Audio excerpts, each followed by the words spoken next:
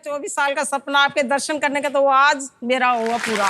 सबसे बड़ा सपना, कभी सोचा ही नहीं था जिंदगी में आपके दर्शन होंगे सर। हम आपको बता दें,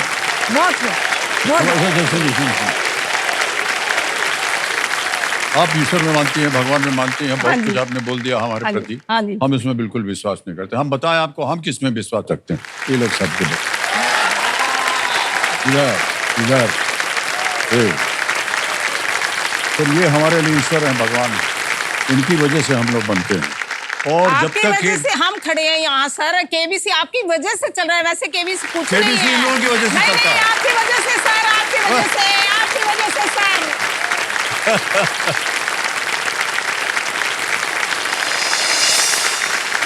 तो देव संजय हॉट सीट पर आ गई हैं सरिता रानी जी।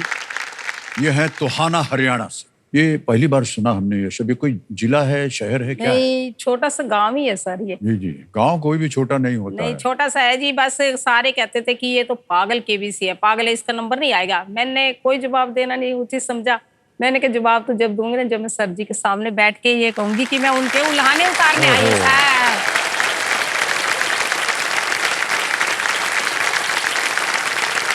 अभी जब आप पहले आई थी ना यहाँ पर, और थोड़ी बहुत बातचीत हो रही थी आपसे, आपने कहा था कि बहुत से लोग ताने वाने मारते रहते हैं, उनको विश्वास नहीं हो रहा कि हम यहाँ आ जाएंगे। हमको तो बुरा लगता है जब कोई भी किसी महिला पे ताने वाने मारे, लेकिन आपकी क्या वजह थी?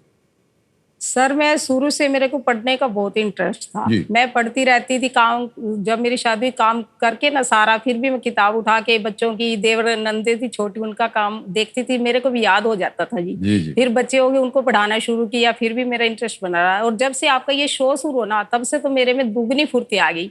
जब ये शुरू होता है 9 बजे, कहती हूँ सब खाना खा लो, मैंने शो देखना है। मेरा एक भी मिस नहीं हुआ आज तक शो सर, एक भी मैंने मिस नहीं किया, एक भी।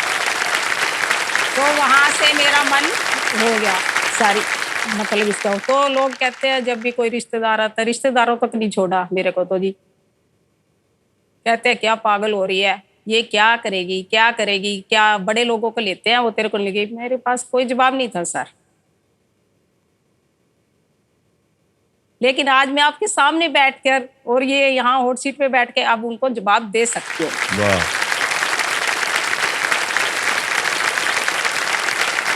केवल यहाँ आने का ही नहीं सरिता जी, मैं ऐसा मानता हूँ कि महिलाएं अगर अपने आप को शिक्षित करवाना चाह रही हैं तो उसमें क्या बुराई क्या है? नहीं, अच्छा है जी सर। ये तो आगे से भी मतलब अगली पीढ़ी अपनी आई है, औरतें 2 घरों को संभालती है सर, अपने बच्चों को। जैसा आप कह रहे थे, आपने कहा कि बच्चों को संभालती है। अगर पढ़ी लिखी होंगी तो अपने बच्चों को अच्छी शिक्षा देंगी, जी, अच्छा बना के उनको शिक्षित करेंगी, वो अगली पीढ़ी के लिए भी बहुत अच्छा होगा। आपने शिक्षा की बात की, ये बहुत आवश्यक बात कही आपने। और जैसे कि आप कह रहे हैं, अभी भी हमारे देश में कई ऐसे क्षेत्र हैं, ज्यादातर गांव की तरफ जितने लोग हैं, वो महिला को आगे बढ़ने नहीं देते हैं। 8वीं 9वीं 10वीं कक्षा तक शिक्षा होती, फिर कहते भैया चूल्हा संभालो, घर संभालो, ये सब सिखाओ इसको, ये तो जाने वाली है। लेकिन अगर वो अपने आप को शिक्षित करना चाह रही है तो उसे कभी भी रोकना नहीं चाहिए। केवल इतना ही नहीं कि जब आपकी संतान होगी तो आप उनके लिए शिक्षा प्रदान कर सकेंगी, बल्कि उसके बावजूद भी आप अपनी शिक्षा प्राप्त करके कोई ऐसी जगह काम भी कर सकती हैं जहां पर जो कुछ आपने सीखा हुआ है उसका उपयोग हो सकता है।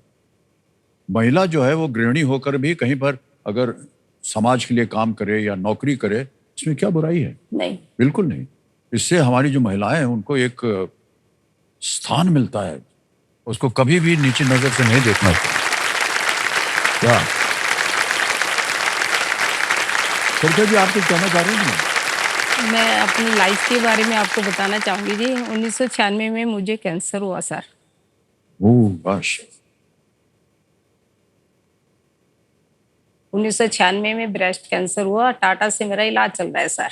थोड़ा समय ठीक निकला, फिर 2020 में सर वापिस आ गया। जब वापिस आया तो सबने सोचा क्या पता ठीक होगी क्या ना। बच्चे जब 1996 में तो सर मेरे बच्चे छोटे थे, लेकिन अब तो शादीशुदा थे। मैंने हिम्मत नहीं छोड़ी सर। मैंने कहा नहीं, मैं ठीक होके आऊंगी, आपका करूंगी काम, अभी नहीं मेरी उम्र आई जाने की। उनको भी अपना हौसला दिया, मैं जरूर आऊंगी बेटा, आपके पास आऊंगी। तो 2020 में मतलब मेरी ठीक होगी मैं। आज 4 साल हो गए। 19 में पता चला था, 20 में ऑपरेशन होता था सर। 30 जनवरी को मेरा ऑपरेशन हुआ, रिमूव कर दी ना, मतलब पहले तो वैसे था, फिर अब मैं ठीक हूँ। और उसके बाद तो सर मैंने ये ठान लिया कि भी अब तो दुगने ताने मिलेंगे। अगर मैंने कुछ नहीं किया तो मैंने इस दूसरे जो टर्म मेरी शुरू हुई ना, उसमें तो मैंने इतनी पढ़ाई की, आपको बता नहीं सकती। मैं 6-6 घंटे पढ़ी। मेरा ये सोच थी सर, अगर मैं 6 घंटे में 600 क्वेश्चन पढ़ूंगी, 100 तो मुझे याद रहेंगे ना सर। 100 तो याद रहेंगे। ऐसे 100 करते कितने निकल जाएंगे। और मुझे सर के सामने जाना है और इन लोगों को जवाब देना है, ताकि आगे से किसी को ये ऐसा ना बोल सके सर। क्या बात है, वाह वाह, बहुत बहुत बधाई आपको सरिता जी। Thank you. 2 चीजों की बधाई दे रहा हूं। एक तो आपके धैर्य की, कि आपने इस दुविधा से आप लड़ी। दूसरी जो बात है, जब ऐसी स्थिति होती है किसी महिला के जीवन में, उसके बारे में वो सार्वजनिक रूप से कभी चर्चा नहीं करना चाहती।